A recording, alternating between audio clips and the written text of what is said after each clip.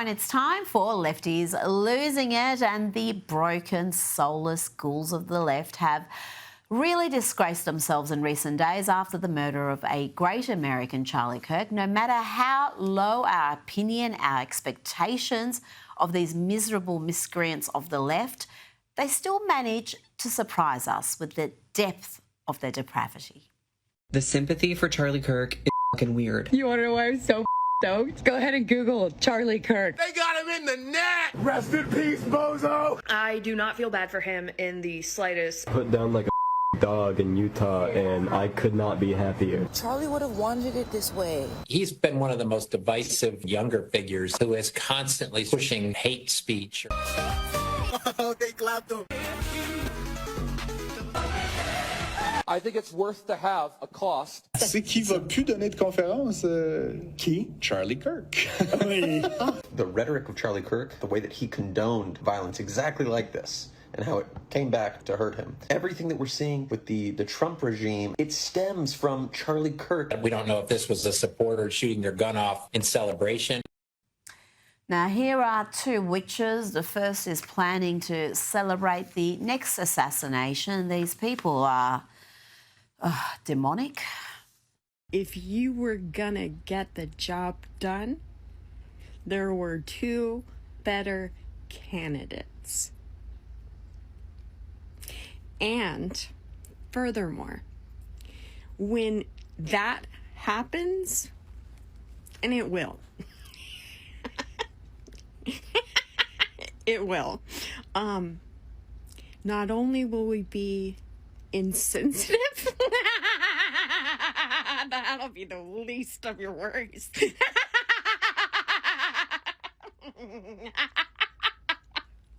it's gonna be the biggest celebration, the biggest, most beautiful celebration. Hideous, just hideous antics. And here is one hard left troll, a vicious and callous lefty straight from Central Casting. Sadly for us, this one's Australian.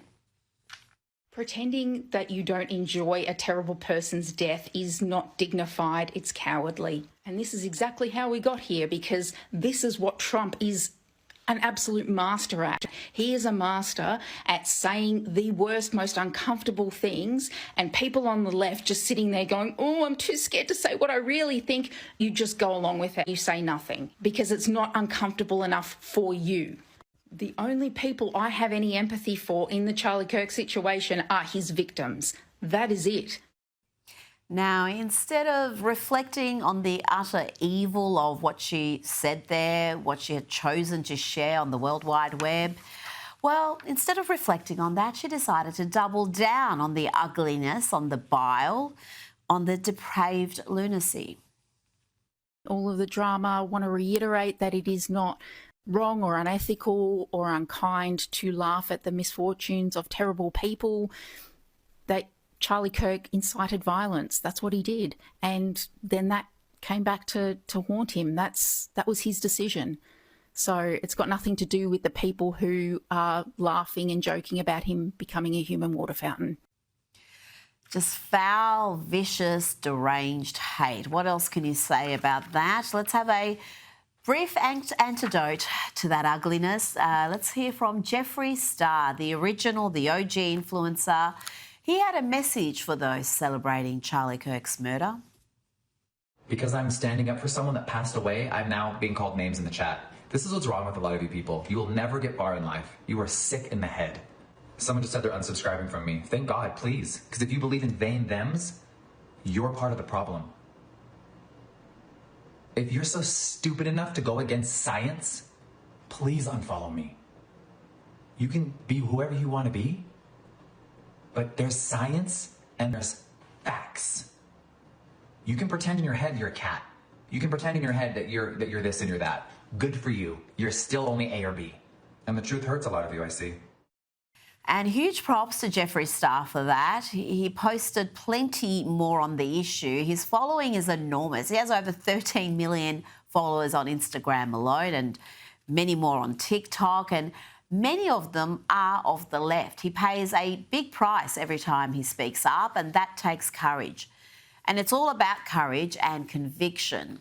If you want to know why Charlie's work was so important in giving confidence to students to speak freely, to conservatives to boldly state their position in the face of enormous intimidation on university campuses, let's have a look at this clip. This intimidation is not just from radicalised students, it's also from academia. Listen to what happened to this young man.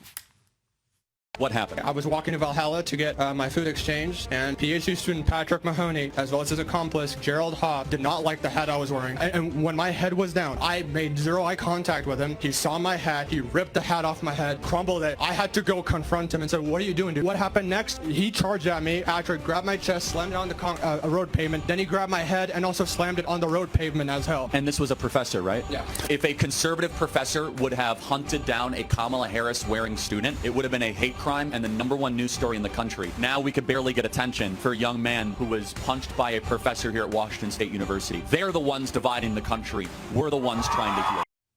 They're the ones dividing the country. Charlie was trying to bring it together through respectful debate. But how do you debate people like this? I have breaking news.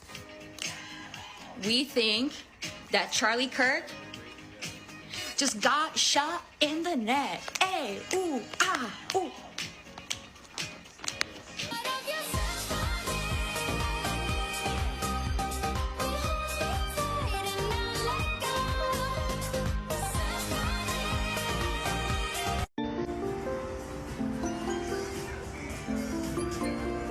Live by the sword, die by the sword. There are some people on this app that are sitting there saying, oh, you shouldn't wish death upon any person, no matter what side they're on. That. Charlie Kirk was a Nazi. He was a Nazi. And you know what kind of Nazi is the best Nazi? A dead one. Gather around, let's all join hands and bow our heads in thoughts and prayers for Charlie Kirk. Thoughts and prayers for Charlie Kirk. Thoughts and prayers, thoughts and prayers. I'm not sad. It's about time karma took out that trash. Charlie Kirk was a big advocate for the Second Amendment. It worked out well for him. The best part of this whole goddamn thing is that he is not martyr material, so his death will mean nothing. It will activate no one. It will mean nothing. Charlie's death will mean nothing. It will impact no one. Really?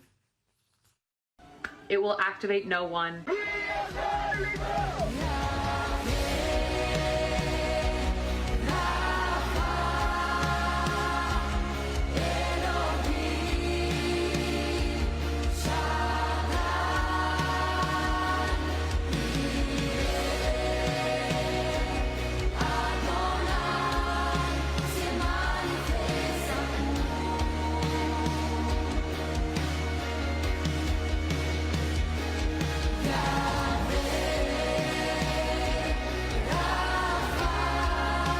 The bile-filled left cannot comprehend the outpouring of goodwill for Charlie from ordinary people around the world, from world leaders, from artists like Coldplay and Morgan Wallen.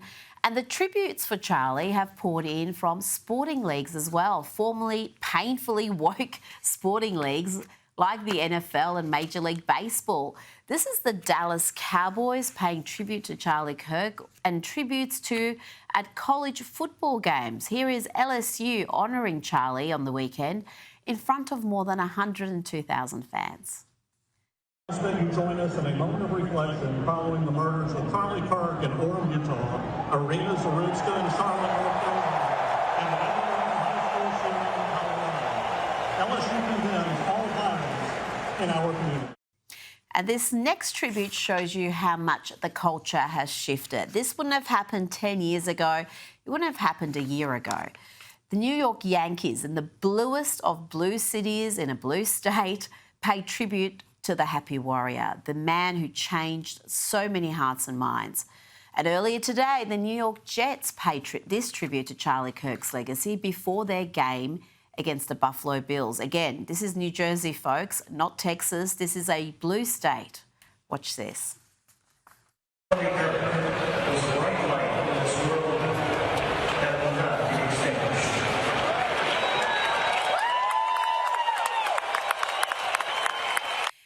And the tribute from the Jets did not end there. As the crowd chanted USA, a video of Charlie and a message from his widow Erica played at the stadium.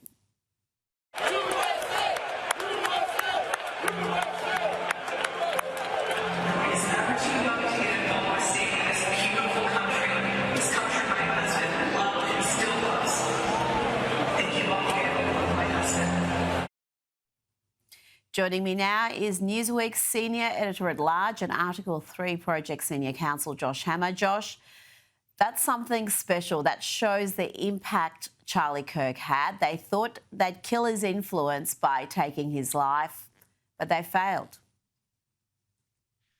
Rita, let me just first say, this has been really hard. This has been a really, really hard week or so. Charlie and I were pretty close. I've known him for a number of years, but we really became close over the past year and a half, 2 years. We were in virtually daily contact, actually. I spoke with him less than 24 hours before he was assassinated, actually. I was helping to prep him for this very campus tour, especially when it came to the inevitable bombardment of anti-Israel questions there. And this is an irreplaceable void. This is a gargantuan void. That the American right, I mean, we have lost not merely a foot soldier, we have lost not merely a colonel or a lieutenant, we have lost a 5-star general. We have lost one of the absolute titans of our broader battle to save America and by extension save Western civilization. We have likely lost a future president of the United States. That is likely the path that my fallen friend Charlie Kirk was very much on. But I guess what I didn't necessarily appreciate, kind of taking it back to the sports teams, I didn't necessarily fully appreciate the extent of Charlie's penetration of the broader culture. I know him as someone who I would frequently dialogue with about the issues. I know him as someone who, you know, I would go to Turning Point USA events. I know him as someone who I would go on his show. And we were, you know, but I didn't necessarily appreciate that you would have country music megastars like Morgan Wallen and Jason Aldean give out tributes mid-concert to the grieving widow of Charlie, Erica Kirk. I didn't necessarily appreciate that all but 4, I believe, of the NFL teams had a moment of silence to Charlie, which is extraordinary stuff. I mean, you're totally right. When you say that the NFL was about as woke as it gets, they literally had end racism in the end zone. I think they probably still do in most games. They still have end racism in the end zones as a tribute to 2020, the Black Lives Matter, Antifa stuff. But nonetheless, Charlie was such a larger than life figure, even at the tender age of 31 years old, that they felt compelled to honor him. So, you know, I am personally not fully past the mourning and grieving period, Rita. Again, it's been very difficult for a lot of us. I was speaking at a conference out in Las Vegas this past Friday, and all of us out there were kind of, you know, memorializing Charlie in our speeches there. It's really hitting the American conservative community really, really hard. But I didn't fully appreciate just how much he penetrated, not just American conservatives, really kind of the broader American and frankly, broader global culture. Josh, you and Charlie were close. How difficult has it been to see the unhinged ugliness of the left, the celebration of your friend's death, the rationalizations and the lies? You know, Rita, it's the most visceral reminder of evil in our midst, evil in this realm, at least since October 7th. This has been the personally saddest that I have been since October 7th. And it's also just the most visceral reminder that there is such profound, unmitigated evil.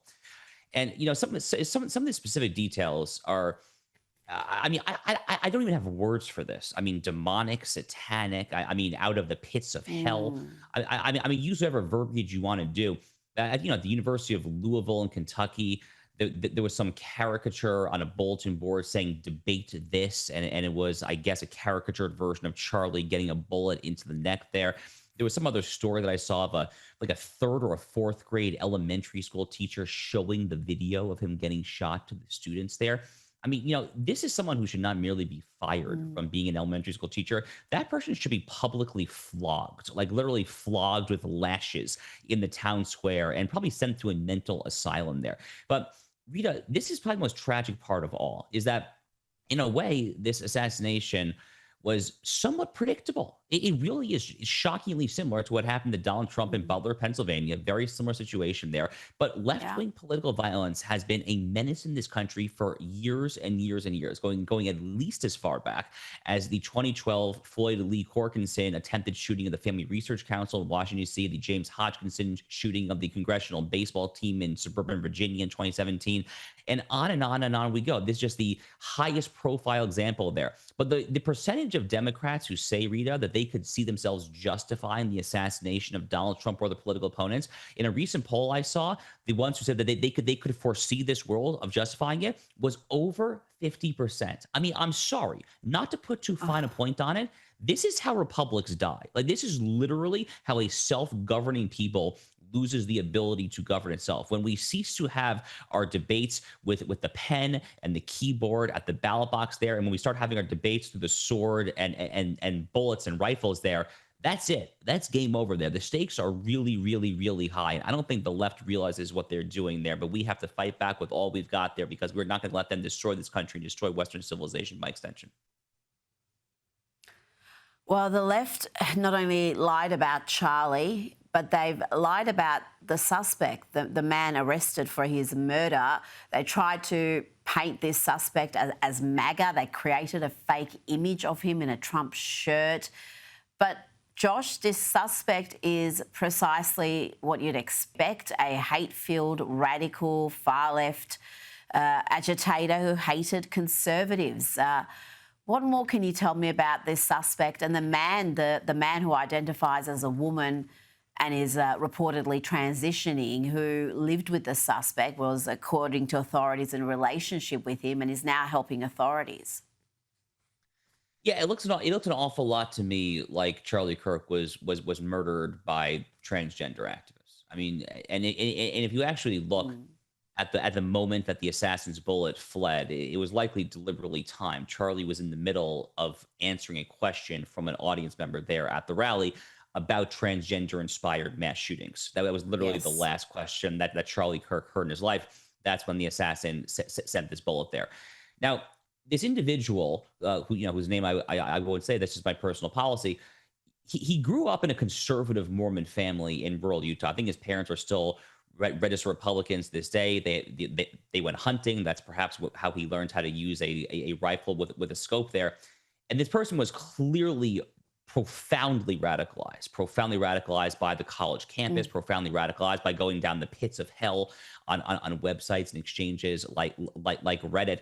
And, there's something psychologically to be said for this. I can't help but wonder that if some of these folks who come from good kind of God-fearing conservative backgrounds and then kind of fall down the pits of hell on university campuses there, I kind of wonder if they have something of a chip on their shoulder where they feel like they kind of have to maybe kind of do something radical to atone for their conservative family, the way they're raised there. So I'm kind of coming to this conclusion on the spot, but I wonder if the most dangerous would-be assassins and mass shooters in America are actually people radicalized from red states, from conservative families there, and then they go really, really off the deep end there. I'm not sure if that's right, honestly, but it's kind of a thesis that I'm working on right now there. But more to the point, the left is saying this is like a neo-Nazi, he's a Groyper, he's like a Nick Fuentes type there.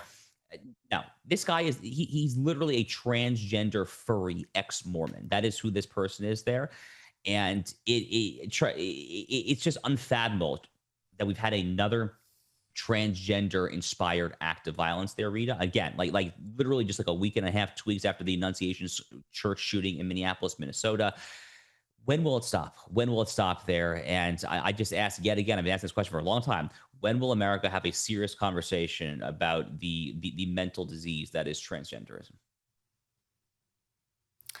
Now, I want to ask you about Charlie's widow, Erica. She spoke in the last 48 hours, showed enormous courage, and she was very clear that she was going to use the grief she feels, the anger she feels, to make sure Charlie's mission is fulfilled. Erica, tell me a little bit about her and how you and others around her will help her achieve this. Well, that speech was extraordinary, wasn't it? That was one of the most extraordinary acts of oration, rhetoric, and frankly, just outright bravery, valor, and bravery. That was an extraordinary speech that Eric Kirk delivered from the Turning Point USA headquarters, Charlie Studio, this past Friday in the United States. I was personally just absolutely blown away. And the speech basically speaks for itself. I mean, you see someone who is extremely well spoken, who is in control of her emotions, even in the most trying of all situations, a horrific situation like this. Someone who is eloquent, someone who is passionate there, and really above all in that particular moment, someone who is really, really, really set on continuing her husband's legacy and continuing his work and making sure that that legacy and that work did not die with the assassin's bullet this past Wednesday in Orem, Utah there. So look, we'll see who actually heads up Turning Point USA. I don't know who that person will be. Maybe it'll be Erica Kirk. Maybe it will be someone else there. I know that she will definitely be involved very closely one way or the other, clearly, in making sure that Charlie's legacy and all his work does not go to waste. And by the way, just some quick numbers, just in the first 4 or 5 days after Charlie's death, Turning Point USA apparently received roughly 32,000 requests from high schools and universities in America to start new chapters, which is way more than they have currently total. So this thing is taken off. So when Erica Kirk said this past Friday that they have no idea what they've started because they have lit a fire under an entire generation or more of American conservatives, we're actually literally already seeing some preliminary data that supports that proposition there.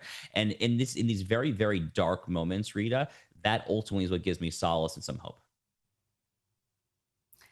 She said it all. She said they don't know what they've unleashed, and I've full confidence she's going to continue that incredible work. Now, Josh, earlier today there were massive lines around the Kennedy Center as DC locals lined up to pay tribute to Charlie. Caroline Levitt, White House press secretary, was among those to speak about Charlie's impact.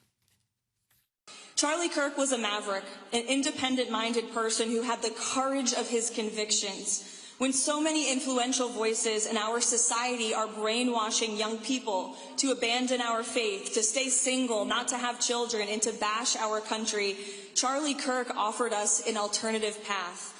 Charlie embraced our Lord and Savior, Jesus Christ, and proclaimed the gospel boldly and proudly.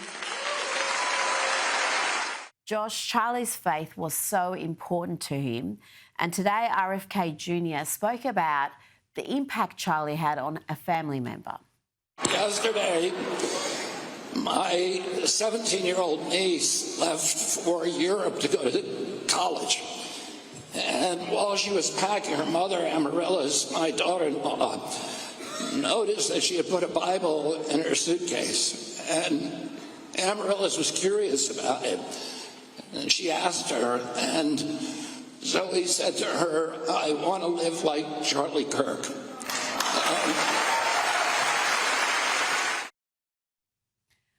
That says it all. Charlie's faith was integral to his work. He had plenty of non-believers who supported him, but he really believed that the battle we are facing is of biblical proportions.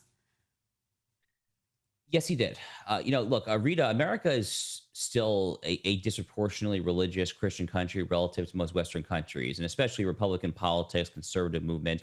So because of that, you have a lot of people, whether they are elected Republicans or conservative commentators, talkers, writers, who kind of talk the talk of Christianity. They like to kind of thump a Bible here or there, but they don't really actually believe it. They're just kind of saying it for optics there.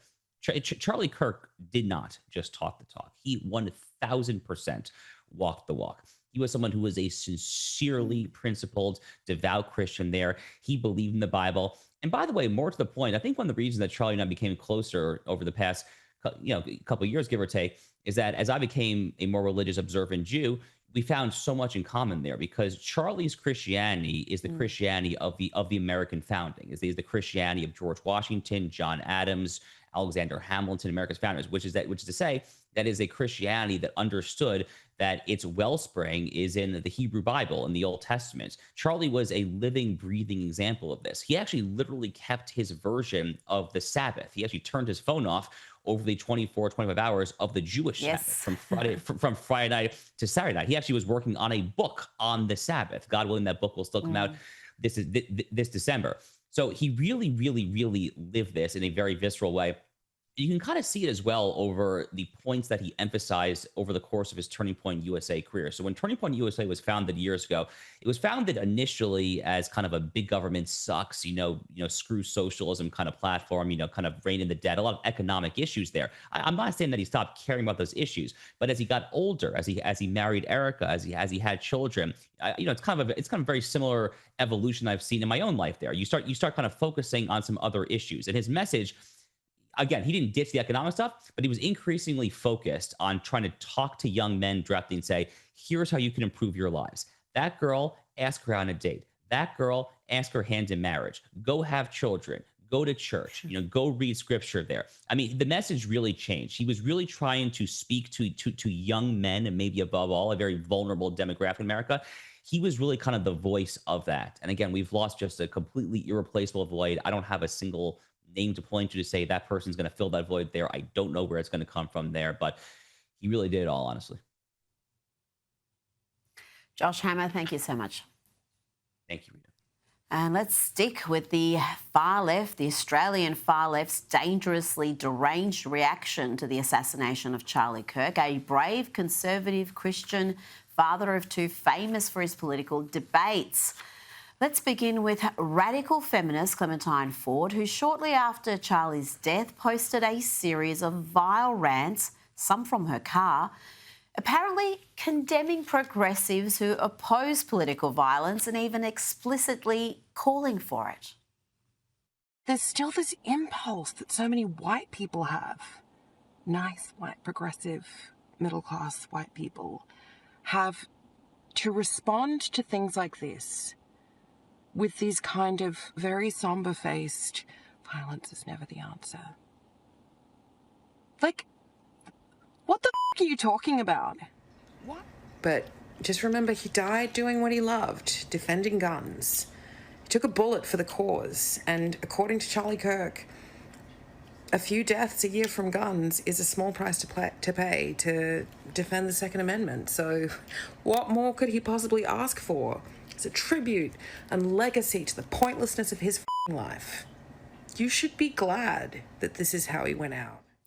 And if that wasn't bad enough, the New Daily published a piece by the Australian Institute's Amy Ramikas, who wrote, sadly, Charlie Kirk was killed in the America he wanted, but will I mourn him? No. I mourn for the people suffering in the world he helped create and held gloating dominion over. Kirk represented everything we should be pushing back against. Tolerating the intolerable makes us all crueler and validates those who have no compassion for anyone they don't understand. I refuse to see the greatness in that. I mourn the loss of life, but not what Charlie Kirk did with his. That woman is in desperate need of a mirror. The New Daily has since removed that piece. The question needs to be asked, why was it ever published? And let's have a look at this post from Cheek Media CEO, far-left influencer Hannah Ferguson. In it, she writes, am I glad Charlie Kirk will no longer spread his extremist messaging? She answered that with yes. And she also asked, is violence sometimes necessary? And again, she said yes. Now, that post was liked by none other than Till MP Zali Steggall, but she has since unliked it and condemned Kirk's assassination in response to a wave of criticism in the media, although she still maintains that liking does not equal endorsement. So if you like a post on Instagram, it doesn't mean you actually like it. Try to figure that out. And finally, we had this from Abby Chatfield. Of course we did. She wrote, he was a dangerous far-right extremist who said that he doesn't believe in empathy. He has said that the Civil Rights Act was a huge mistake. He has said that gay people should be stoned to death. He has said that public executions should occur and be televised. He has even said that if his daughter were 10 years old and were pregnant through rape, he would force her to carry the child to term. The man was evil. Now, what's evil is your deranged response, the ugly hyperbole and lies that I just read out. Joining me now is IPA Deputy Executive Director Daniel Wild. Dan, how have you seen the past 4 days? Some of the commentary has been beyond unhinged.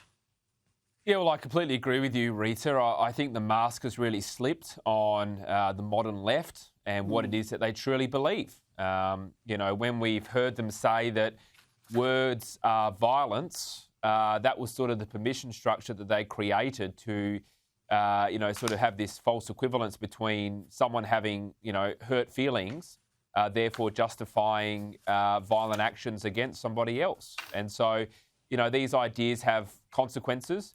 What it also shows to me is that the left have no interest in debate. We saw that here with the Voice to Parliament referendum, where if you oppose that, you were just called a racist rather than actually having a debate about it. Same with the gay marriage plebiscite. You were called homophobic and said it was insensitive to debate and have a vote on that particular issue. So, look, the left really have no interest in engaging in debate. They seek to dehumanise their political opponents, which then legitimises a whole range of actions, including the assassination of a prominent public figure. Now, there is a growing list of people getting fired for dancing on Charlie Kirk's grave, from MSNBC commentators to nurses and teachers and even shop assistants. Let's have a look at a few examples here. We've had a nurse in Atlanta Children's Hospital.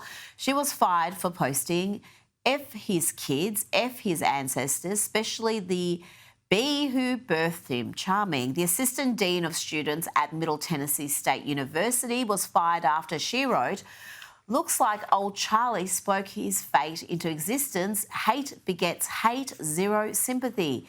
DC Comics has also fired author Gretchen Felker Martin and terminated the latest comic series she wrote called Red Hood after she posted, "Thoughts and prayers, you Nazi B. Hope the bullet's okay," after touching Charlie Kirk. Dan, my opinion is that sunlight is the best disinfectant. I'm glad these characters feel emboldened enough to share their bile online, and I'm not the least bit sorry that there are some consequences.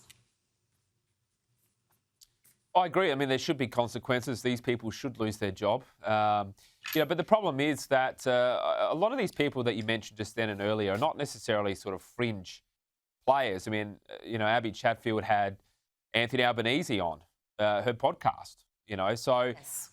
It's sort of the leadership of the left, the political leadership of the left, have sort of legitimised the opinions of a lot of these individuals. So there's sort of that issue. I think the other point here is that we've had a real generation that's been brainwashed through our education system and through the rabbit holes that they go down in the media and the sort of echo chambers that they occupy, now that they really do believe these things because they've never been challenged. And all you have to do is look at Charlie Kirk's videos when he's at a university, and really all it takes is 2 or 3 minutes of questioning of one of these sort of radical activists, and their arguments and their beliefs just don't hold up. They don't stand up to any kind of scrutiny. So that's why they actively avoid debate, because their opinions and their conclusions, whether it's on climate change or whether it's on identity politics and transgenderism, I mean, they are absurd. Dan, you're right about these characters normalising this sort of extremist rhetoric and the lies they operate on. I read out one of the lies right there that's circulating from Abby Chatfield, saying that Charlie Kirk thought that gays should be stoned to death. I mean, just takes 15 seconds to check that out and realise it's not accurate. Don't put it online. Charlie Kirk's heartbroken wife, Erica, has delivered a powerful message. She had this to say to the killer and those who incited this murder, this assassination. They don't know what they've unleashed. The evildoers responsible for my husband's assassination have no idea what they have done. They killed Charlie because he preached a message of patriotism, faith, and of God's merciful love. But they should all know this. If you thought that my husband's mission was powerful before, you have no idea. You have no idea what you just have unleashed across this entire country and this world. You have no idea. You have no idea the fire that you have ignited within this wife, The cries of this widow will echo around the world like a battle cry. Joining me now is the host of Power Hour, Gabriella Power. Gab, we finally know more about Charlie Kirk's alleged killer, 22-year-old Tyler Robinson, who was turned in by his own father. It's been revealed that before his arrest, he went onto a private Discord chat and joked that his doppelganger pulled the trigger. In messages obtained by the New York Post, he mocked the manhunt for the gunman and taunted the FBI's investigation. And he also joked about obtaining reward money. It's pretty clear, Gab, from these screenshots that there's not much remorse here. Yeah, it's really chilling to read the comments that Tyler Robinson made in the hours leading up to his arrest. He mocked the FBI investigation. He made comments saying that the shooter must be in California. Another person in that group chat joked about getting a cut of the $100,000 FBI reward. There was also another comment made by Tyler Robinson there saying that, he had to get rid of the manifesto, appearing to joke about himself potentially being the shooter. Now, we do know that Tyler Robinson will be facing his first court appearance on Tuesday, and Utah Governor Spencer Cox says that he is not cooperating with law enforcement at the moment, but family and friends are helping with the investigation. Yes, and his lover appears to be helping investigators as well. And we're getting more details about his private life. According to police, Robinson was living with a transgender lover who was in the process of transitioning from a man to a woman. Utah Governor Spencer Cox also told the Wall Street Journal that investigators are of the view that the alleged killer is deeply indoctrinated with leftist ideology. Gab, we have heard a lot of misinformation. We have heard a lot of lies from people who should know better, including many in the media, about the alleged killer being supposedly MAGA or from some right-wing movement. Yeah, so much misinformation, disinformation online. It's horrible to see. But I think this truth, I should say, from Utah Governor Spencer Cox, that this alleged killer believes to appear to be deeply indoctrinated with leftist ideology, that should come as a surprise to no one. We have seen parts of the far left justify and celebrate murder, and it is absolutely sick. Now, it appears as though Tyler Robinson was radicalised after university. We know that ammunition was engraved with a reference to fascism. And again, hearing that piece of news, you just think of every Democrat and every mainstream media outlet that has labelled Donald Trump a fascist, and you know, we are seeing so many parts of the far left celebrate murder. It makes me absolutely sick. But as your reference to his personal life, we know that he appears to now be dating or be in a romantic relationship with someone who was transitioning genders, appears to be a big supporter of Joe Biden. And also Robinson himself had a fixation on furries, Rita.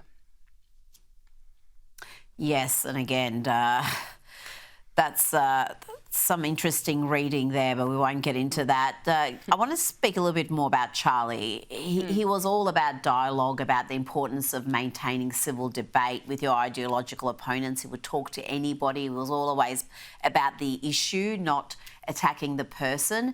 And he was happy to be the butt of jokes himself. Look at his reaction to a South Park episode that featured someone very much like himself.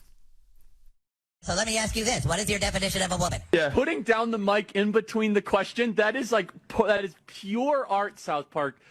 What is my what? What is a woman? It's a very simple question. Well, a woman is a lady friend who, gives you kisses. You see, you can't answer the question, but something is male or it is female. Both sides in Scripture agree to that, and that's just the truth. Next. Another hoax to do totally destroyed. Oh, jeez. I think the whole thing is just awesome and hilarious. Unlike the angry left, he wasn't afraid to laugh at himself, even if the characterisation was pretty harsh. Did you call the girls' soccer team a Marxist indoctrination factory? That is correct. We actually beat the boys 4-0, you know. You can whine about American oppression all you want, but you're using an iPhone made by the free market to complain about a system that gave it to you. Girls have it way easy in America, and that's just the truth. Girl reading off the phone, by the way, with the angry, lib face, I'm reading, so it's just perfect. He was special, Gab. There's not any. I can't think of anyone else like him who was just such a happy warrior who would just maintain his calm in the face of all sorts of ugliness. All the time, and we saw that. I love the clip you just played, Rita. I mean, it just really speaks to his character and his brilliant personality. He was happy to laugh at himself, and he was such a great example to young people, especially to young men. I mean, he was so clear on his values. He really spoke up for being principled, for fighting for what you believe in with words, not with violence. And that clip of him just laughing there at himself on South Park, I mean, it says so much about him. He was such a brilliant man, and he's going to be so missed. Absolutely. It's a good way to remember him. Gabriella Powell, thank you so much for your time.